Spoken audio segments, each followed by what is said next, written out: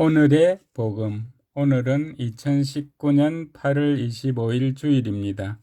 오늘의 제일 독서는 이사야서의 말씀 66장 18절에서 21절입니다. 주님께서 이렇게 말씀하신다. 나는 모든 민족들과 언어가 다른 모든 사람들을 모으러 오리니 그들이 와서 나의 영광을 보리라. 나는 그들 가운데 표징을 세우고 그들 가운데 살아남은 자들을 타르시스와 풋, 활 잘 쏘는 루더, 투발과 야완 등 뭇 민족들에게 보내고 나에 대하여 아무것도 듣지 못하고 내 영광을 본 적도 없는 먼 섬들에 보내리니 그들은 민족들에게 나의 영광을 알리리라.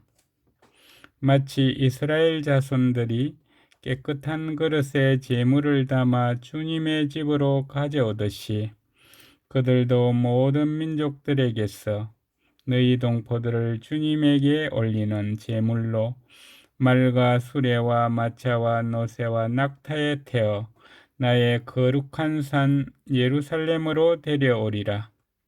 주님께서 말씀하신다.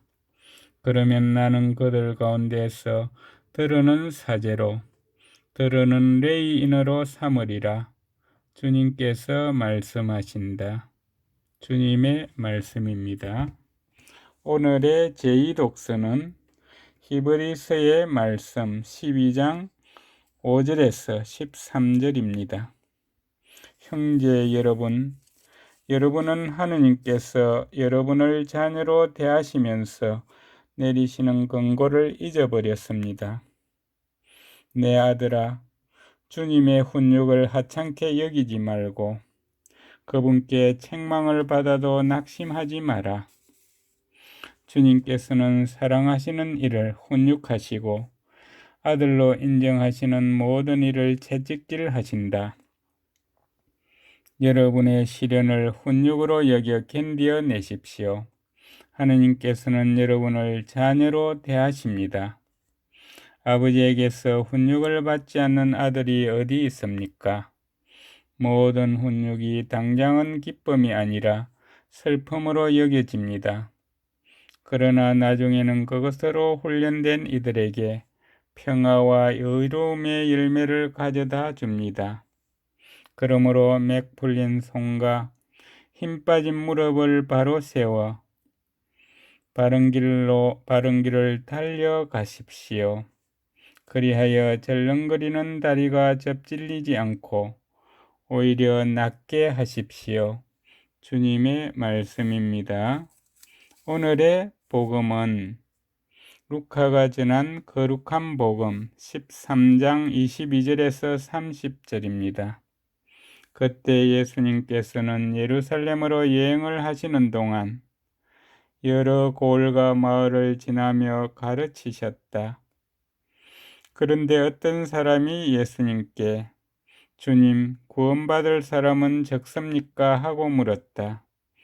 예수님께서 그들에게 이르셨다. 너희는 좁은 문으로 들어가도록 힘쓰라.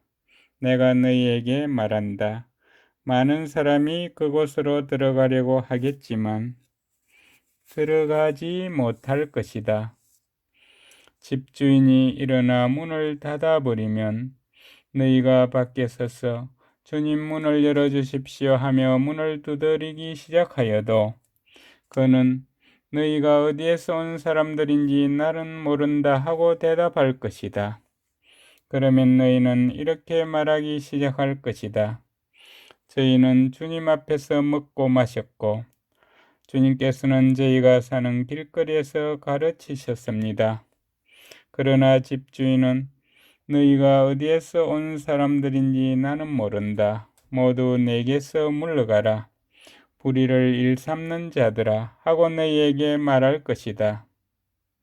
너희는 아브라함과 이삭과 야곱과 모든 예언자가 하느님의 나라 안에 있는데 너희만 밖으로 쫓겨나 있는 것을 보게 되면 거기에서 울며 이를 갈 것이다.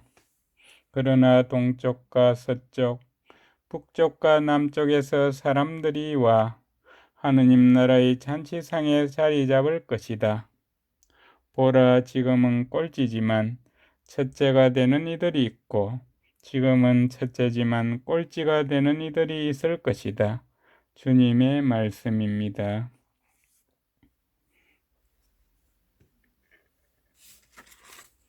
오늘의 묵상은 안봉환 스테파노 신부님께서 해주십니다. 예수님께 구원받을 사람은 적습니까? 라고 묻는 어떤 사람은 시대마다 거듭되어 온 질문을 언급하고 있습니다. 이 질문은 당시 랍비 학교들 안에서 제기되었고 구원이나 멸망에 대하여 몇몇 사람들을 고뇌하게 합니다. 예수님 당시의 랍비들은 구원이 유다인들의 전유물이라고 말하는 데 일치하였지만 몇몇 랍비는 선택된 백성에 속하는 모든 이가 구원을 얻는 것은 아니라고 생각하였습니다. 어떤 사람의 질문에 예수님께서는 직접 대답하지 않으시고 열정적으로 권고를 하십니다. 너희는 좁은 문으로 들어가도록 힘쓰라. 사방에서 온 다른 이들에게 열려있는 문의 비유를 드시며 이민족들에게 나라와 복음이 열려있음을 설명하십니다. 예수님께서는 이스라엘 백성에 소속된다는 사실에 근거를 둔 그릇된 구원의 확신을 거부하십니다. 오늘 복음은 구원받는 사람의 숫자와 구원받는 것의 어려움을 말하며 메시아 잔치를 예언하는 표상으로 상징되는 구원의 보편성을 보여줍니다. 예수님께서는 생명의 나라로 이끄는 문이 모든 이에게 좁다고 이르십니다. 마테오 복음의 병행 구절은 이 사실을 더 자세하게 들려줍니다. 멸망으로 이끄는 문은 넓고 길도 널찍하여 그리로 들어가는 자들이 많다. 생명으로 이끄는 문은 얼마나 좁고 또 그 길은 얼마나 비좁은지 그리고 찾아드는 이들이 적다. 나중에 온 이들, 곧 복음을 믿고 실천하는 이방인들이 이스라엘보다 먼저 하느님 나라의 잔치에 들어갈 것입니다.